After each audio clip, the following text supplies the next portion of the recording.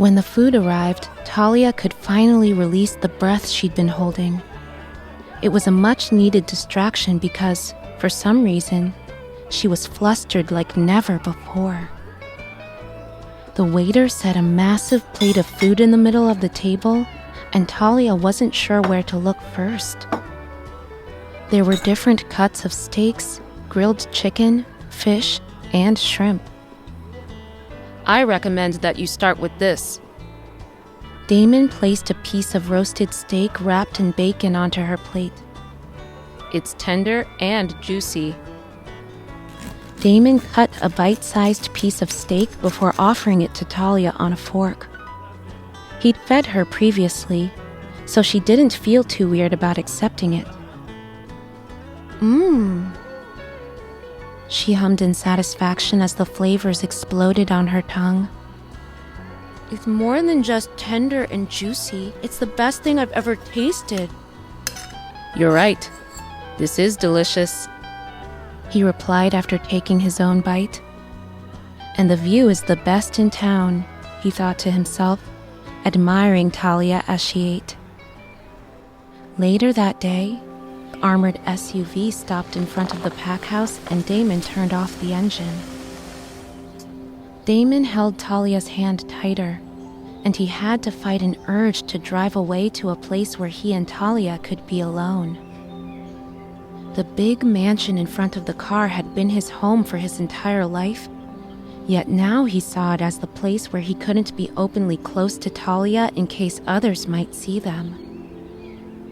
Damon had his duties, and if he brought Talia along as he went about them, people would notice.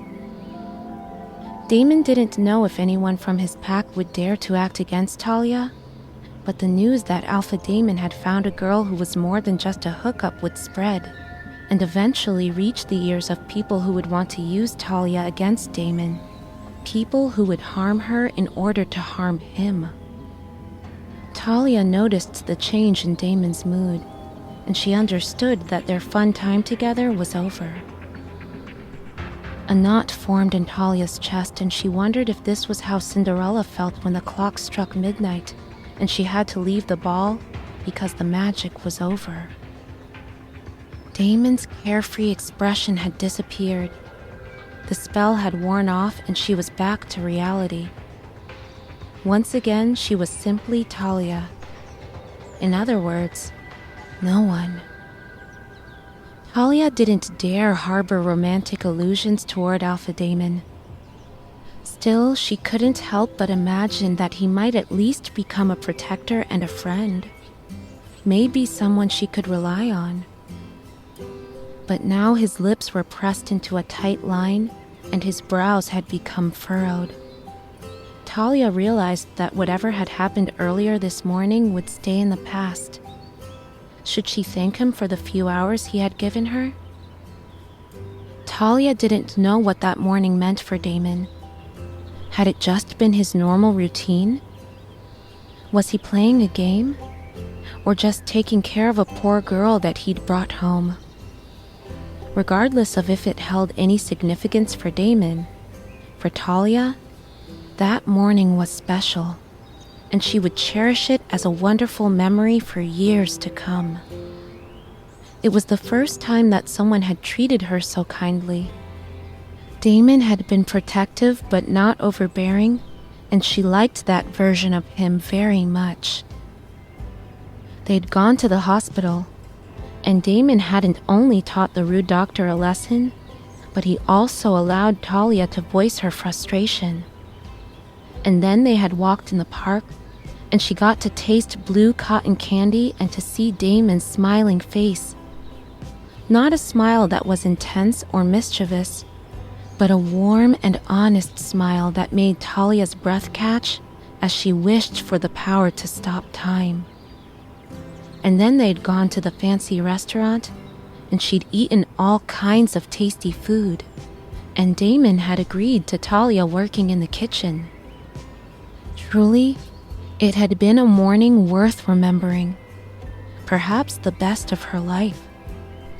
Talia told herself not to be greedy. She had already gotten so much from him, but a part of her wished that the morning could go on forever. Damon looked at Talia's taut expression.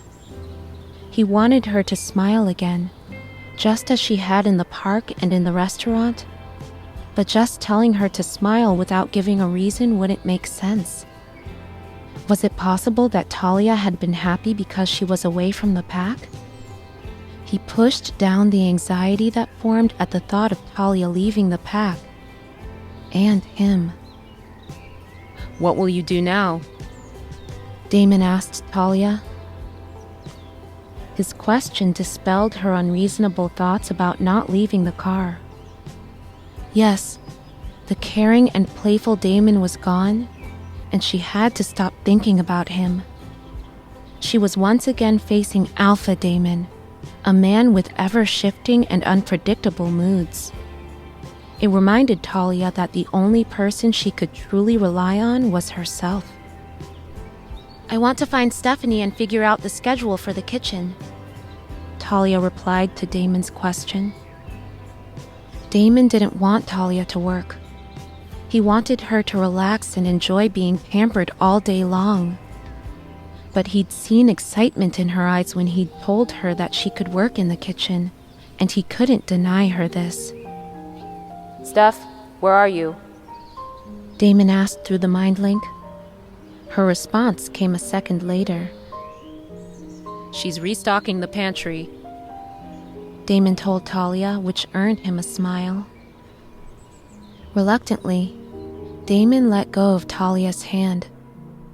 The loss of Sparks tugged at his heart, but it was time to leave the car.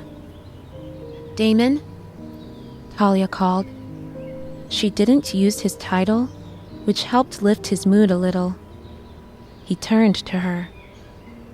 Thank you. For? He asked. For everything. I had fun, she replied honestly. Her smile left him dazed. She'd had fun? Damon wondered which part for her was the most fun. Was it the drive, the hospital, the park, or the lunch? For him, each moment had been precious, and he wouldn't mind being stuck in a loop where he got to repeat their morning over and over again. Talia reached for the door, and Damon placed his hand on her shoulder. Wait, I will get the door for you. Talia watched Damon as he walked around the front of the car. His gaze didn't leave hers. Time seemed to slow, almost as if he was moving in slow motion. Somehow, Talia found herself lost in the moment of Damon opening the door for her and giving her his hand to hold. The touch of his palm on hers felt natural, and she wondered how she could get used to it so quickly. Talia took a deep breath to compose herself when she realized that she missed his warmth the moment he let go of her hand. She chided herself internally. What am I thinking? That we'll walk inside holding hands? And then what? Don't be stupid. Focus on reality. They entered the mansion, and Damon forced himself to let go of Talia's hand. He grimaced at the lack of Sparks. He noticed that Talia took the hallway to the left that led to the kitchen. Damon wanted to go with her, but if he did that, people would notice that he was always staying close to her. He could hear Talia's voice. Hi, Stephanie.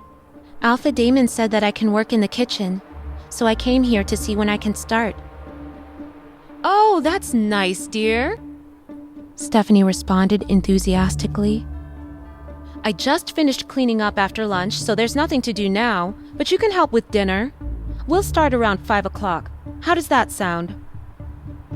Damon made a note that Talia addressed him as Alpha Damon while talking to Stephanie. He would prefer that Talia dropped the title when she was addressing him, but he knew that this was better. If people believed that she was just an Omega, that would be for the best. Talia called him by his name in private, and that would have to be enough. Damon was contemplating if he should wait for Talia and go upstairs with her, but then he saw someone approaching him and his mood dropped. Cassie. Alpha Damon, Cassie called sweetly. you seem to be awfully busy these days.